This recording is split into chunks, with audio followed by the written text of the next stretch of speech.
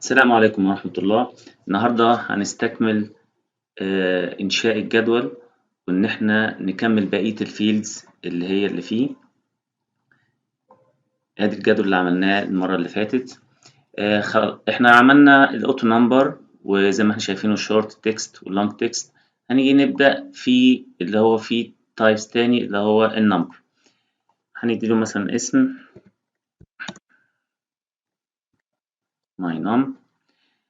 النمبر ده زي ما انتم شايفين تحت هنا، في أول حاجة الفيلد سايز. الفيلد سايز فيه لونج انتجر، بايت، انتجر، سنجل، دبل، وهكذا. الفايل ده بيشرح حاجة بسيطة عليهم. ادي كل الانواع الموجود، بايت وانتجر ولونج انتجر، وعندنا البليس بتاعتها والسايز بتاعتها. اللي ملاحظينه هنا في البايت والانتجر واللونج انتجر ان هو مفيش فراكشن، يعني ملهوش كسور، مفيش علامات عشرية. الثلاث انواع دي وهكذا. كل ما نكبر السنجل والدبل ده السايز بتاعته اكبر، الدبل اكبر حاجه ديسمال، وفي ريبليكيشن اي دي. نرجع تاني للفايل بتاعنا. ادي النمبر، هنختار مثلا دلوقتي لونج انتجر، وادي الفورمات بتاعتنا. ان احنا لو عايزين برضو احنا الجنرال، او احنا عايزين نعمله كرنسي في عمله في فيكس، دي كلية رقم ثابت. ولو احنا اخترنا فيكس هنا، دي احنا بنستخدمها لو اشتغلنا بدل لون انتجر، اشتغلنا مثلا حاجة فيها السنجل مثلا، وهتيجي تبقى في الديسمال بليسز نختار مثلا علامتين عشريتين. والانبوت ماسك لو احنا اخترناها هيقول لك يا اما في الديت يا اما التكست، الرسالة اللي هتطلع. اول حاجة طبعا نيجي نعمل سيف، يقول لك لا، الانبوت ماسك ويزر بيشتغل بس مع التكست والديت. وفي الكابشن احنا اتكلمنا عليه قبل كده، ان احنا العنوان عشان يبقى كتب بدل ما يكتب باي نام واحنا بنظهره. وهنا الديفولت فاليو، افترضنا ان الديفولت فاليو بتاعته 5. والفاليديشن رول لو احنا عايزين نعمل له رول معين، لو افترضنا هنقول اكبر من 20. ونيجي نعمل سيف ونعمل رن. ادي عندنا الماي نم. لو احنا هنكتب مثلا، لو قلنا كتبنا 10 مش هينفع عشان نعمل فاليديشن. لو انا جيت هنا عملت كده هيقول لي ايه؟ لا، في عندك فاليديشن رول لازم يكون اكبر من 20. طب احنا هنقوله هنا اسكيب 30 هيقبل معايا 40. ولو شايفين هنا العلامة العشرية ان احنا اخترناها، احنا اخترنا 2 فعشان كده طلع في علامة عشرية 2 بس. وبرضو زي ما عملنا في التكست قبل كده، ممكن احنا الفاليديشن تكست او الرول اللي احنا حطيناه نطلع نقول له مثلا يجب ان يكون اكبر من 20. نعمل له سيف وران.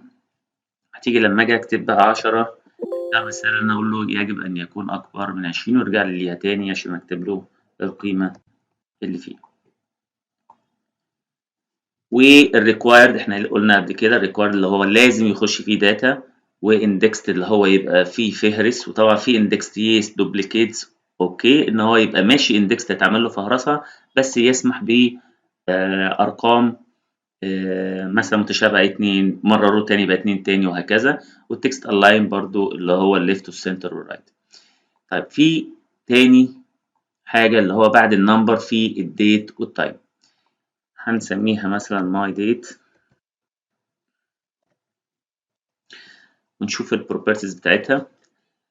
احنا عندنا هنا الفورمات بتاعة الديت. الديت فيه هنا الجنرال ديت اهو زي ما احنا شايفين، في لونج ديت، في شورت ديت، في لونج تايم، في شورت تايم. طيب احنا هنعمل بس مثال، هنقول شورت ديت مثلا. الشورت ديت زي ما احنا شايفينه كده، لو احنا عملنا له رن اخترنا، ادي احنا عندنا الديت هنا.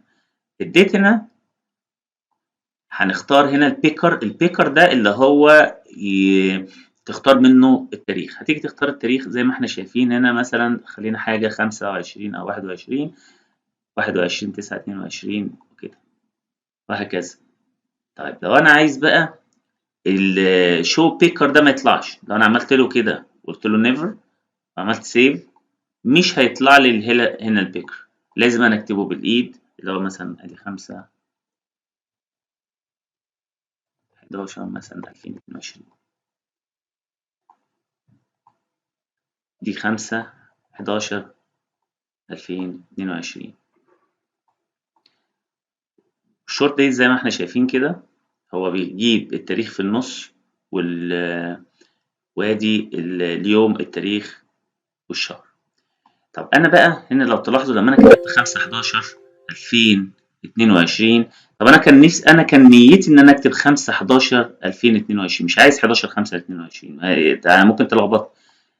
ممكن اعمل كاستم ديت، يعني اجي هنا الفورمات ده اقول له هنا كده ام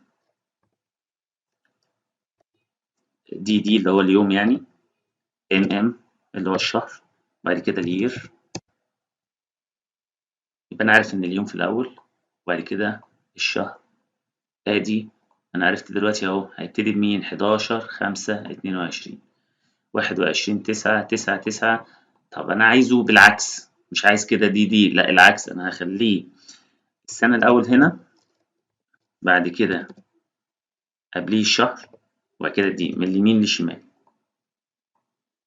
هتلاقي بص بقى ايه العكس، 11/5 21/9 وكده. يبقى انا عارف بالظبط اللي في الاول هو اللي اليوم، الشهر، السنه، ما يبقاش فيه لخبطه وانا حتى بدخل داتا، او حتى وانا ريتريفنج او بسترجع الداتا دي.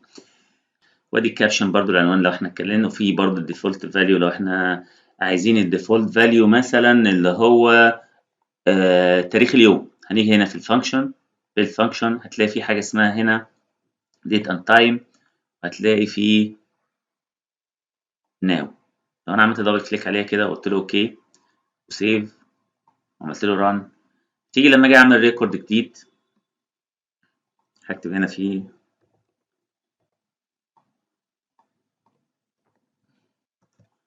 الريكورد جديد، مش لا ده تعديل، الريكورد جديد اهو تحت.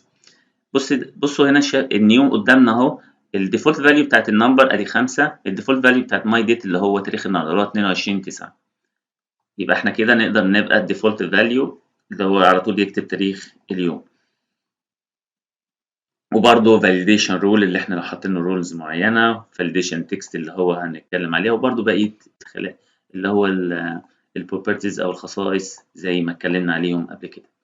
طيب تاني حاجه بعد الديت والتايم في الكرنسي او اللي هي العمله، عامله برضه ماي.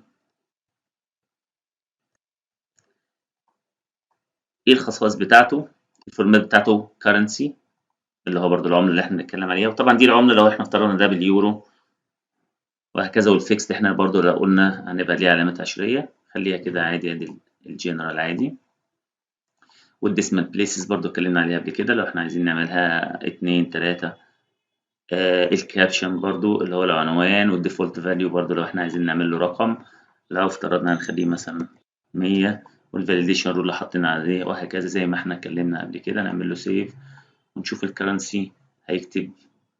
اول بص لو شافوا ماي كرنسي احنا كنا حاطين 100، الديفولت فاليو اول ما يعمل ريكورد جديد هو هيكتبها لك. طبعا الديفولت فاليو ده انت تقدر تغيره، هتيجي ادي ماي نمبر مثلا، خلاص الريكورد الاوتو نمبر هيكتب. نيجي هنا بقت 100، انا ممكن اخليها 200.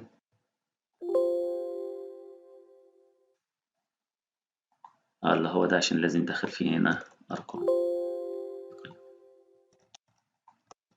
تمام، هيحفظ خلاص كده.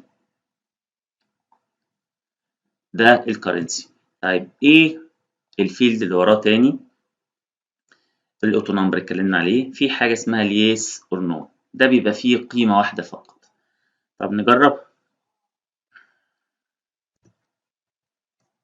يس مثلا اور نو، هتلاقي القيمه اللي هنا موجود. نيجي نفتحها هتلاقيها، بص زي ما انتم شايفين، تعمل بس تشيك عليه، وهو الديفولت فاليو هنا نو، مفيش حاجه يبقى قيمه مفيش، كده معناها ان هو يس. لو احنا رجعنا لها تاني الديفولت فاليو هنا عامل نو، لكن انا لو خليتها يس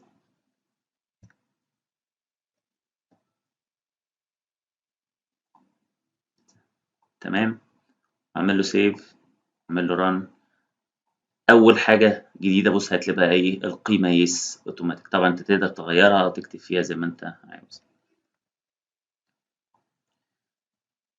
في اللي بعد الكرنسي بعد اليس والنو في الاو ال اي اوبجكت. ده احنا ممكن ندخل اوبجكت جواه. هنقول له مثلا ماي اوبجكت. نجرب ايه الماي اوبجكت. ادي سيف، ادي الماي اوبجكت. نيجي هنا رايت كليك وانسيرت اوبجكت. هيفتح بقى يقول لي عايز اوبجكت ايه. في عندك ادوب اكروبات، في الستريتور، في فوتوشوب، في تختار من اللي انت عايزه، او كرييت فروم فايل. ادي براوز. هنا كرييت نو هو هيعمل لي الفايل ده. لا انا هطلع له اقول مثلا براوز، وهاجي مثلا ادي الديسكتوب، اختار مثلا الادوب دوت واقول له اوكي، وادي اوكي. بقى عندي الفايل اللي موجود. لما اجي اظهره بص هيجي يقول لي ايه اوبن الفايل اللي انا قلت عليه. اقول له اوبن هنا عادي هيفتح لي اللي هو الملف اللي هو البي دي اف. ده الاوبجكت. طيب الحاجه اللي وراه الهايبر لينك. ادي ماي هايبر.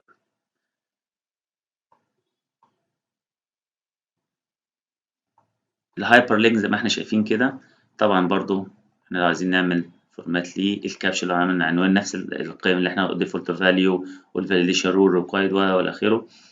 طيب نيجي الاستخدام بتاعه كالتالي. ادي الهايبر لينك. نيجي نعمل بس رايت كليك عليه ونقول له هايبر لينك، وندخل له بقى نعمل له هايبر لينك. ادي طب انا عايز ايه الهايبر لينك لايه لده مثلا. اقول له اوكي. شفتوا شايف اجي لما اجي بقى انا عايز استرجعه تاني ادوس بس عليه كليك هيفتحوا لي على طول. ده باوربوينت زي ما احنا شايفين. فاضل لنا تاني بعد الهايبر لينك في الاتاتشمنت. الاتاتشمنت دي اللي هو ترفق لي ملف معين، يبقى مرفق ملف معين. نقول له مثلا ماي اتاتش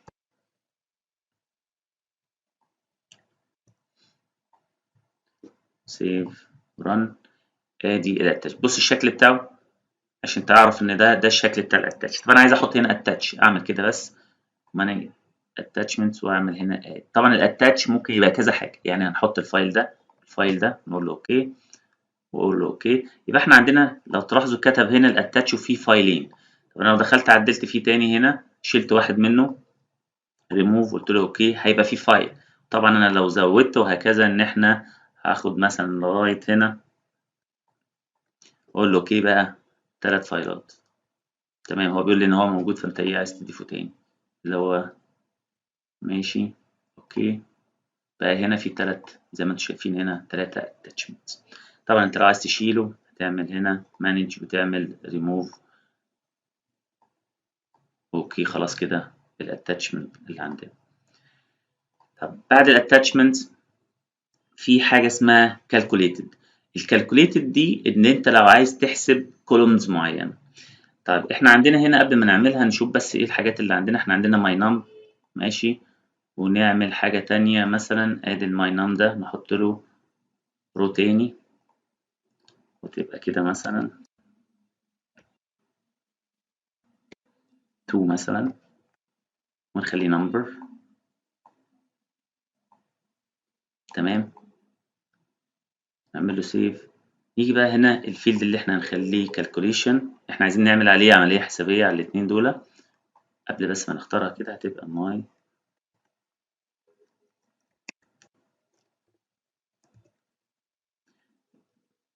كالك مثلا. نيجي هنا نختار الكالكوليشن هيفتح لي الويزرد. طب انت عايز ايه؟ انت عايز تحسب ايه بالظبط؟ اقول له من جوه التيبل بتاعي اللي انا شغال عليه ده انا عايز الماي نم ده بلس الماي نم 2. زي ما انتم شايفين هنا هو انت لما تيجي تكتب الفيل تعملها بس ايه بين براكتس او هنا بين اللي هو القوسين بالشكل اللي موجود ده وتعمل عليه عمليه الحسابات. تقول له اوكي تيجي تعمل له هنا ران يبقى هنا أنا عندي آدي الماي نم. لو افترضنا أنا عملت هنا مثلا 5000 وهنا 200، هيجي هنا يعمل لي هنا طبعا ما جمعهمش، لأن هنا في نل، يعني القيم دي مفيش. لو أنا جيت هنا عملت مثلا 100 و1000 مثلا 30 وهكذا، هيجي يعمل لي العملية الحسابية كده. يبقى احنا انتهينا. ان شاء الله نقف لغاية هنا ونكمل بأمر الله في الفيديوهات القادمة. ما تنسوش تدوسوا لايك وسبسكرايب عشان يجيلكوا الفيديوهات التانية بأمر الله سبحانه وتعالى. السلام عليكم ورحمة الله.